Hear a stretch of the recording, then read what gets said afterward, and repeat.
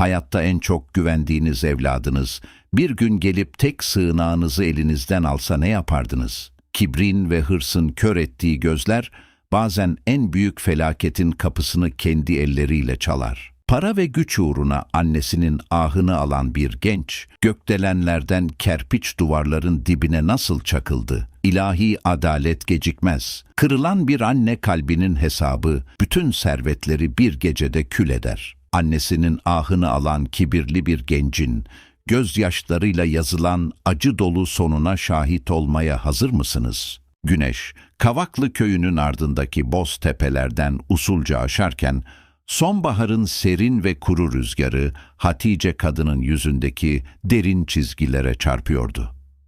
62 yaşındaki Hatice, kocasından kalan derme çatma kerpiç evin avlusunda, elindeki çalı süpürgesiyle sararmış yaprakları bir araya toplamaya çalışıyordu. Bu ev, onun dünyadaki tek sığınağı, anılarının, acılarının ve yegane varlığı olan oğlu Kenan'ı büyüttüğü tek yerdi. Yıllar önce kocasını toprağa verdiğinde gencecik bir kadınken saçlarına aklar düşmüş, tırnaklarıyla kazıyarak, tarlalarda ırgatlık yaparak Kenan'ı okutmuş, büyütmüştü. Onun tek duası, oğlunun adam olması, helal lokma yemesi ve yaşlılığında kendisine bir tas sıcak çorba kaynatmasıydı. Fakat 28 yaşındaki Kenan, annesinin o merhametli ve çilekeş dünyasından çok uzaktaydı. Kasabada ticarete atılmış, biraz para kazanmaya başlayınca gözünü hırs bürümüş, köyü ve köylüyü hakir görmeye başlamıştı. Üzerindeki o pahalı, parıltılı kıyafetleri, altındaki gösterişli arabasıyla her köye gelişinde insanların ona gıptayla bakmasını ister, kimseye selam bile vermeden geçer giderdi. O günde ikindi vaktine doğru motorunun homurtusuyla köyün sessizliğini yırtarak gelen o siyah, parlak arabaydı. Hatice kadın süpürgesini kenara bırakıp heyecanla titreyen ellerini önlüğüne silerek avlu kapısına doğru koştu. Aylardır görmediği oğlunun kokusunu içine çekmek, boynuna sarılmak için sabırsızlanıyordu. Kenan, arabadan inerken tozlanan ayakkabılarına yüzünü buruşturarak baktı. Annesi kolları açık bir şekilde ona doğru gelirken, o hafifçe geri çekilip sadece parmak uçlarıyla annesinin omzuna dokundu. "Aman ana!" dedi soğuk, mesafeli bir sesle. "Üstün başın toprak kokuyor. Yeni aldım bu ceketi. Leke yapacaksın." Hatice kadının kolları iki yanına, cansız birer dal gibi düştü. Yüreğine batan o ince sızıyı belli etmemeye çalışarak titreyen dudaklarına zoraki bir tebessüm yerleştirdi. "Hoş geldin oğul," diyebildi sadece yutkunarak. "Geç, geç içeri. Sana tarhana kaynattım. Seversin." İçeri girdiklerinde Kenan, sobanın kenarındaki eski sedire oturmak yerine ayakta dikilmeyi tercih etti. Burnunu çekerek odanın içini süzdü. Evin duvarlarındaki rutubet lekeleri, köşedeki eski kilim ona sadece geçmişindeki fakirliği ve kurtulmak istediği o aşağılık hayatı hatırlatıyordu. Hatice kadın mutfaktan dumanı tüten bir tas çorbayla geldiğinde Kenan elinin tersiyle itti. "Yok ana, yemeyeceğim ben. Benim midem kaldırmıyor artık böyle şeyleri. Kasabada önemli adamlarla yemeğim var akşam. Midemi dolduramam." Hatice kadın elindeki tası sessizce masaya bıraktı. Oğlu buraya onu görmeye, halini hatırını sormaya gelmemişti. Bunu artık çok iyi biliyordu. Gözlerini yerden kaldırıp oğlunun o kibirli, sert yüzüne baktı. "Hayırdır oğul?" dedi. Sesi çatallıydı. "Yolun düşmezdi senin buralara. Bir derdin mi var?" Kenan işte tam o an asıl niyetini ortaya serdi. Gözlerinde ne bir sevgi ne de bir saygı kırıntısı vardı. Sesini yükselterek sanki karşısındaki annesi değil de bir yabancıymış gibi konuşmaya başladı. "Bana bak ana, kasabada büyük bir ihaleye giriyorum. Malzemeciler nakit istiyor, bankalar da teminat. Benim arabayı ipotek ettirdim ama yetmedi. Şu senin oturduğun kerpiç evi, şu altımızdaki arsayı benim üzerime yapacaksın. Bankaya teminat göstereceğim. Zaten senin neyine yetmiyor, altı üstü bir canın var. Ha benim üstüme olmuş, ha senin. Hatice kadının dünyası o an başına yıkıldı. Bu ev sadece bir taş parçası değildi. Onun onuru, kocasının hatırası, yaşlılığının tek güvencesiydi. Oğlunun kendisini sokağa atma ihtimalini bile umursamadan, sırf biraz daha para kazanmak için ondan bu son lokmasını da istemesi, yüreğindeki o anne şefkatini ilk kez kanatmıştı. Gözlerinden süzülen yaşları koluyla silerken, hayatında ilk kez oğluna karşı dik durdu. "Olmaz Kenan," dedi. Sesi titriyor ama kararlı çıkıyordu. "O ev benim kefenimdir. O ev babanın teridir. Sen onu da ticarette batırırsan ben hangi kapıya sığınırım? Vermem oğul, bunu benden isteme." Kenan'ın yüzündeki o umursamaz ifade yerini yavaş yavaş korkunç bir öfkeye bırakıyordu. Çenesi seyirerek annesinin üzerine doğru bir adım attı. Gözlerini devirerek derin bir nefes aldı. "Sen ne anlarsın be kadın?" diye bağırdı. Sesi o küçücük kerpiç odanın duvarlarında acımasızca yankılandı. "Kefenmiş, babanın teriymiş. Yıllarca o adamın kahrını çektin, bu toprağa gömüldün kaldın. Eline ne geçti? Sefillikten başka ne gördünüz? Ben sizin gibi bu küf kokulu duvarlar arasında çürümeyeceğim. Ben büyük adam olacağım, anlıyor musun? O ihale benim hayatımın fırsatı. Sen bana destek olacağına şu harabe için önüme taş koyuyorsun." Hatice kadın oğlunun bu acımasız sözleri karşısında yutkunamadı bile. Boğazına koca bir yumru oturmuştu.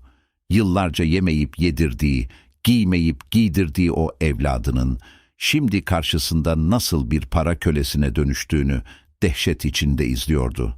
"Evlat," dedi zor duyulan çatallı bir sesle. "Para kazanılır, mal mülk yapılır. Ama kalp kırıldı mı, anne duası kesildi mi, o kazanılanın hayrı görülmez. Etme, eyleme. Gözünü hırs bürümüş senin. Dön bu yanlıştan." Fakat Kenan dinlemiyordu. Gözü dönmüş bir halde hışımla arkasını dönüp evin iç odasına doğru yöneldi. Annesinin rahmetli babasından kalan o eski, pirinç işlemeli çeyiz sandığını nerede sakladığını çok iyi biliyordu.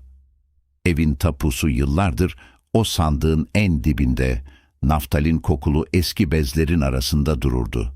Hatice kadın, "Kenan, dur!" diye feryat ederek peşinden koştu. Kenan çoktan odaya girmiş, koca sandığın kapağını gürültüyle geriye doğru savurmuştu. İçindeki el emeği, göz nuru kanaviçeleri, babasından kalan eski köstekli saati acımasızca kenara fırlattı. Gözü hiçbir hatırayı, hiçbir değeri görmüyordu. Sadece o resmi evrakı arıyordu. Odanın içi bir anda dağılan eşyalarla savaş alanına dönmüştü. Hatice kadın kapı pervazına tutunmuş, dizlerinin bağı çözülmüş bir halde yere yığılmamak için direniyordu. Gözyaşları kırışık yanaklarından usulca süzülüyordu. Sonunda Kenan aradığı o sararmış tapu senedini buldu. Gözlerinde zafer kazanmış vahşi bir parıltı belirdi. Kağıdı havaya kaldırıp annesine doğru salladı. "İşte bu kadar. Kendi ellerimle devralacağım. Sen versen de vermesen de o imza atılacak." Kenan elindeki tapuyla annesinin yanından adeta bir rüzgar gibi geçip avluya doğru yürüdü. Hatice kadın son bir umutla peşinden sürüklenircesine dışarı çıktı. Sonbahar rüzgarı şiddetini artırmış, avludaki kuru yaprakları ikisinin etrafında deli gibi savuruyordu. "Yapma Kenan!" diye haykırdı arkasından. "O kağıtta yetim hakkı var, babanın kanı canı var. Onu hırsa alet edersen iki yakan bir araya gelmez. Benim rızam yoktur oğul, rızam yoktur." Kenan arabasının kapısını açarken alaycı bir gülümsemeyle geriye döndü. "Sen rıza göstermesen ne yazar ana? Devir değişti, devir para devri. Ben o ihaleyi alayım, sana bu külüstürden 10 tane alırım, susarsın." Arabanın kapısını sertçe çarpıp motoru çalıştırdı. Egzozdan çıkan kara duman Hatice kadının üzerine savrulurken siyah araba avlu kapısından büyük bir gürültüyle çıkıp köyün tozlu yollarında kayboldu. Hatice kadın arkasından baka kalmıştı. Yüreğinde öylesine derin bir kırılma, öylesine tarifsiz bir acı vardı ki, dudaklarından o kelimeler istemsizce dökülüverdi. Ellerini gökyüzüne doğru kaldırmadı, beddua etmek istemiyordu ama kalbi öylesine yanmıştı ki, sessiz bir feryat koptu içinden. "Sütüm sana helaldir oğul ama bu döktüğüm yaşların, bu yıktığın yuvanın hesabı yarına kalır, yanına kalmaz. Beni bu kış kıyamette yurtsuz bıraktın. Allah seni de o güvendiğin dağlarda karsız, kimsesiz bıraksın." O an gökyüzünde kara bulutlar toplanmaya başlamış, Kavaklı köyünün üzerine ağır, kasvetli bir çöküntü inmişti. Kenan ise radyosunun sesini sonuna kadar açmış, kasabadaki büyük ihale salonuna doğru felaketinden tamamen habersiz, kibir içinde direksiyon sallıyordu. O tapu, onun kurtuluşu değil, sonunun başlangıcı olacaktı. Kenan, lüks arabasıyla kasabanın en gösterişli binasının önüne geldiğinde, az önce arkasında bıraktığı o gözü, yaşlı kadını, o derme çatma kerpiç evi çoktan unutmuştu bile. Kibirli adımlarla aracından indi, pahalı ceketinin yakasını düzeltti ve sanki bütün dünyanın hakimiymiş gibi o büyük döner kapıdan içeri girdi. İhale salonu kasabanın en kalburüstü tüccarlarıyla doluydu. Kenan, yüzündeki o sinsi tebessümle masaya oturduğunda rakiplerini küçümseyen bakışlarla süzdü. Komisyon teminatları incelemeye başladığında cebinden annesinin gözyaşlarıyla ıslanmış o sararmış tapuyu büyük bir gururla masanın tam ortasına fırlattı. Kağıdın üzerindeki o eski mürekkep yazıları Kenan'ın hırsı karşısında dilsiz bir şahit gibi susuyordu. Banka yetkilileri tapuyu onayladı, imzalar peş peşe atıldı. Kenan, o masadan kasabanın en büyük inşaat projesini almış, sözde zafer kazanmış genç bir zengin olarak kalktı.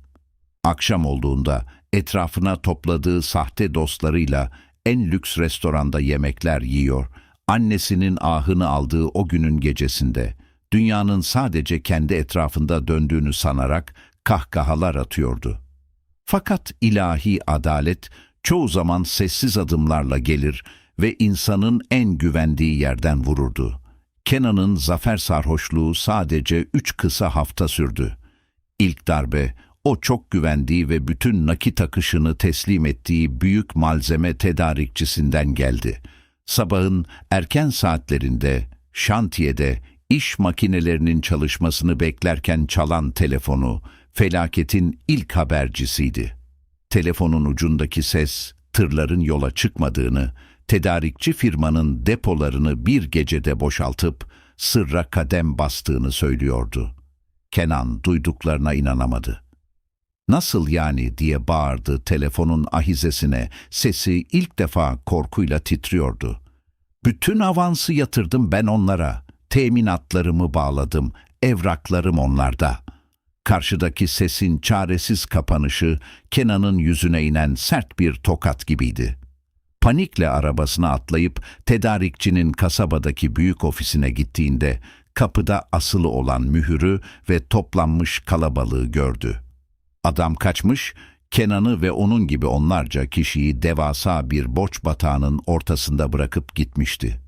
Kenan'ın dizlerinin bağı çözüldü, buz gibi bir ter sırtından aşağı doğru süzülmeye başladı. Bu sadece bir iş kaybı değildi. Bu, imzaladığı o ağır sözleşmelerin, bankaya rehin verdiği her şeyin elinden uçup gitmesi demekti. Derin bir nefes almaya çalıştı ama göğsüne oturan o koca ağırlık nefes almasını engelliyordu. Sadece birkaç gün içinde işler tamamen çığırından çıktı. İhaleyi veren kurum, gecikme yüzünden sözleşmeyi tek taraflı feshetti ve ağır tazminat maddelerini devreye soktu. Bankalar, Kenan'ın telefonlarına çıkmamaya, üst üste ihtar çekmeye başladı. O gösterişli ofisi, etrafında pervane olan sahte dostları, yaltaklanan adamları, hepsi birer birer buharlaşıp kayboldu. Kibirle yürüdüğü o sokaklarda, şimdi alacaklılardan köşe bucak kaçan, gözleri uykusuzluktan kan çanağına dönmüş, çaresiz bir adama dönüşmüştü. Bir akşamüstü cebinde kalan son birkaç kuruşla karanlık bir park köşesinde otururken avukatından gelen o son mesaj tabutuna çakılan son çivi oldu. Kenan Bey, banka hesaplarınızı kilitledi. Kefil olduğunuz bütün mallara, arabanıza ve teminat olarak gösterdiğiniz Kavaklı köyündeki o kerpiç eve yarın sabah itibarıyla el konuluyor. Üzgünüm, yapacak bir şey kalmadı. Kenan elindeki telefonu yavaşça yere düşürdü. Gözlerinin önünden annesinin o fırtınalı günde avlu kapısında diz çökerek ettiği feryat geçti. O kağıtta yetim hakkı var, babanın kanı canı var. Benim rızam yoktur oğul.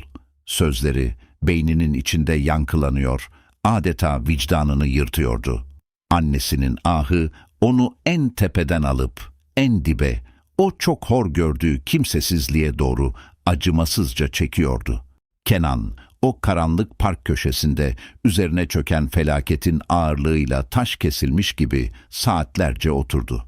Gecenin ilerleyen vakitlerinde sonbaharın o dondurucu ayazı, ince kumaşlı, o çok pahalı ceketinin içinden geçip iliklerine kadar işlemeye başlamıştı. Birkaç hafta önce yüzünü buruşturarak reddettiği annesinin o dumanı tüten sıcak tarhana çorbası geldi aklına. Şimdi o sıcacık odanın, o eski sedirin köşesinde kıvrılıp yatmaya bütün servetini verebilirdi. Ama artık ne bir serveti ne de sığınacak bir kapısı kalmıştı. Titreyen elleriyle yerden aldığı telefonunun ekranına son bir kez baktı. Şarjı tamamen bitip ekran karardığında sanki kendi hayatının da şalterleri inmişti. Sabaha kadar o park bankında soğuktan büzüşerek hayatında hiç tatmadığı o çaresizliğin ve kimsesizliğin acı şurubunu yudum yudum içti. Kibriyle inşa ettiği o devasa şato kendi hırsının zelzelesiyle yerle bir olmuş, altında sadece ve sadece kendisi kalmıştı. Gün ağardığında kasabanın sokaklarında yürüyen o eski Kenan'dan eser yoktu. Saçları dağılmış, o gösterişli kıyafetleri toza toprağa bulanmış, omuzları çökmüş, gözlerinin feri sönmüştü. Açlıktan guruldayan midesini bastırarak, eskiden her akşam yemek yediği, hesapları kimseye bırakmadığı o lüks restoranın önünden geçti. İçeri girip bir bardak sıcak çay, bir dilim ekmek istemeye yeltendi ama kapıdaki garsonun ona acıyarak ve biraz da küçümseyerek bakan gözlerini gördüğünde utancından adımlarını geri çekmek zorunda kaldı. Eski ortaklarından, yüzüne gülen sahte dostlarından birkaçının kapısını çalmayı denedi. Fakat kimisi sekreterine yok dedirtti. Kimisi ise yüzüne karşı kapıyı sertçe kapattı. İçlerinden sadece biri, eskiden Kenan'ın çok hor gördüğü yaşlı bir esnaf, acıyarak eline birkaç kuruş yol parası sıkıştırdı ve o ağır sözleri söyledi. Ana ahı alanın, bu dünyada abat olduğu nerede görülmüş Kenan? Sen ki o cennet kapısını kendi ellerinle kapattın, biz sana nasıl kapı açalım? Bu sözler Kenan'ın yüzüne inen en ağır tokat olmuştu. Öğle saatleri yaklaşırken beyninin içinde yankılanan tek bir gerçek vardı. Bugün annesinin o canından çok sevdiği, babasının terini taşıyan kerpiç evin tahliye günüydü. Banka memurları çoktan yola çıkmış olmalıydı. O kadını o kış kıyamet arifesinde kapı dışarı edeceklerdi ve bunun tek sorumlusu kendi bitmek bilmez kibriydi. Cebindeki o birkaç kuruşla zar zor bir köy minibüsüne bindi. Minibüsün o sarsıntılı yolculuğu boyunca camdan dışarı bakarken boğazında biriken o koca düğümü yutkunamıyordu. Kasabanın o asfalt yolları bitip de Kavaklı köyünün tozlu, çukurlu yollarına girdiklerinde kalbi yerinden çıkacak gibi atmaya başladı. Ne yüzle o köye girecek, annesinin gözlerine nasıl bakacaktı? Utancı boyunu aşıyordu ama o manzarayı, kendi elleriyle yarattığı o felaketi görmek, kaçtığı gerçekle yüzleşmek zorundaydı. Minibüsten köyün girişindeki eski çeşmenin başında indiğinde adımları geri geri gidiyordu. Yutkunarak, başı önde, annesinin evinin bulunduğu o hafif yokuşlu sokağa doğru usulca yürümeye başladı. Uzaktan o kerpiç evin avlu kapısının önündeki kalabalığı gördü. Yabancı plakalı 2 resmi araç kapıya dayanmış, köyün muhtarı ve komşular endişeli gözlerle avluya toplanmıştı. Kenan'ın nefesi kesildi, ayakları daha fazla ileri gitmeyi reddetti. Sokağın köşesindeki eski bir taş duvarın arkasına saklanarak, titreyen bedeniyle o korkunç manzarayı izlemeye koyuldu. Görevliler ellerindeki evraklarla kapıda beklerken, içeriden dışarıya doğru atılan o eski pirinç işlemeli çeyiz sandığını gördü. Babasının hatırası olan o sandık, sararan yaprakların üzerine acımasızca bırakılmıştı. Ve sonra avlu kapısında beliren o bükük beli, elinde sımsıkı tuttuğu küçük bohçasıyla o yorgun silüeti fark etti. Kenan duvarın dibine çöküp 2 eliyle başını tutarak, dudaklarını kanatırcasına ısırıp sessiz hıçkırıklarını bastırmaya çalıştı. Hatice kadının o yorgun bedeni soğuk rüzgarda bir yaprak gibi titriyordu ama başı dimdikti. Avludaki komşular, köyün muhtarı gözyaşları içinde ona destek olmaya çalışıyor. "Hatice abla, gel bizde kal, kış günü nereye gidersin?" diye yalvarıyorlardı. Fakat Hatice kadın o vakur duruşunu hiç bozmadı. Elindeki o küçücük bez bohçayı göğsüne bastırarak "Sağ olun komşular," dedi usulca. "Allah hepinizden razı olsun. Benim rızkım bu kapıda kesilmiş. Bana müsaade." Yıllarını verdiği, kocasının hatırası olan o kerpiç eve son bir kez içi kan ağlayarak baktı ve yavaş adımlarla sokak kapısından çıkıp köyün çıkışına doğru yürümeye başladı. Kenan saklandığı taş duvarın arkasından bu manzarayı izlerken göğüs kafesinin içinde kalbi parçalanıyordu. Annesinin o çaresiz ama onurlu gidişi, kibrinden ördüğü o koca duvarları bir anda yerle bir etmişti. Artık dayanacak gücü, saklanacak yüzü kalmamıştı. Taş duvarın arkasından fırlayarak "Ana!" diye acı bir feryat kopardı. Sesi köyün sessiz sokaklarında yankılanırken herkes donup kalmıştı. Kenan üstü başı toz toprak içinde gözyaşlarına boğulmuş bir halde annesine doğru koştu. Hatice kadın olduğu yerde çivilenmiş, dönüp arkasına baktığında o kibirli, o lüks arabalarla caka satan oğlunun yerine şimdi perişan, tükenmiş bir adam görüyordu. Kenan annesinin ayaklarının dibine, o soğuk ve çamurlu toprağa diz çöktü. Ellerini annesinin yıpranmış eteklerine sararak hıçkıra hıçkıra ağlamaya başladı. "Affet ana, ne olur affet beni," diye yalvarıyordu. "Kör oldum, nankör oldum, kibrime yenildim. Her şeyimi kaybettim, bittim ben ana. Senin o gözyaşların, o ahın beni yerle bir etti. Allah cezamı verdi. Ne ev kaldı, ne mülk, ne de onur. Sadece senin kapın kaldı. Ne olur beni kapından, yüreğinden kovma." Hatice kadın dizlerine kapanıp ağlayan bu koca adama, canından kopardığı oğluna yaşlı gözlerle baktı. Bir yanda onu evsiz barksız bırakan o büyük ihanetin acısı, diğer yanda ise ne olursa olsun evladına kıyamayan o engin anne şefkati savaşıyordu. Titreyen ellerini yavaşça uzattı, Kenan'ın o tozlu, dağınık saçlarını okşadı. "Kalk oğul," dedi çatallı sesiyle. "Kalk yerden, ben sana sütümü helal etmiştim zaten, ahım değil, senin kendi kibrindi seni yakan. Allah, kulunun kalbine batan dikenin hesabını sorar. Sen o ihalelerde, o taş binalarda kendini padişah sandın ama unuttun ki asıl saltanat bir annenin duasındadır. O duayı kestin, bereketini de kendi ellerinle toprağa gömdün." Kenan başını kaldırıp annesinin yüzüne baktığında o derin pişmanlık ateşinin bütün ruhunu dağladığını hissediyordu. Hatice kadın oğlunun koluna girip onu ayağa kaldırdı.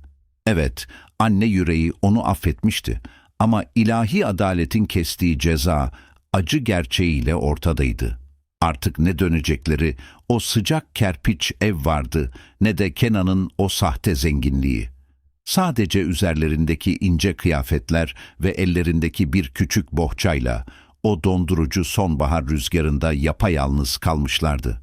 Kenan, annesinin elini sımsıkı tuttu. Bu kez bir teminat kağıdını değil, hayattaki tek gerçek hazinesini tutuyordu. İki silüet, köylülerin yaşlı gözleri eşliğinde, rüzgarın savurduğu sararmış yaprakların arasından yavaşça yürüyerek köyden uzaklaştılar.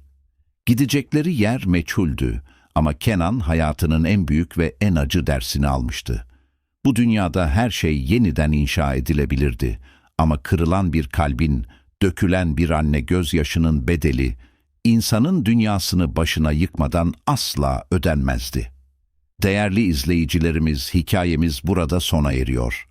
Eğer bu ibretlik yaşam öyküsü yüreğinize dokunduysa ve hayat yolculuğunda sizlere bir ışık tuttuysa, lütfen kanalımıza abone olmayı, videomuzu beğenmeyi ve kıymetli düşüncelerinizi yorumlarda bizlerle paylaşmayı unutmayın. Yeni hikayelerde buluşmak dileğiyle, hoşça kalın.